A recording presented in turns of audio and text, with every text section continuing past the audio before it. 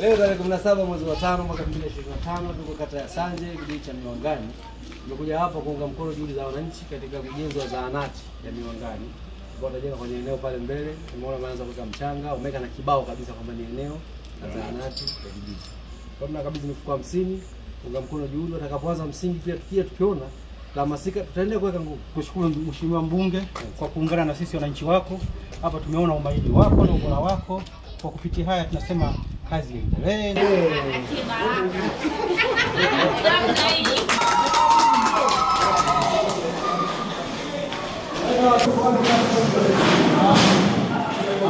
Kwa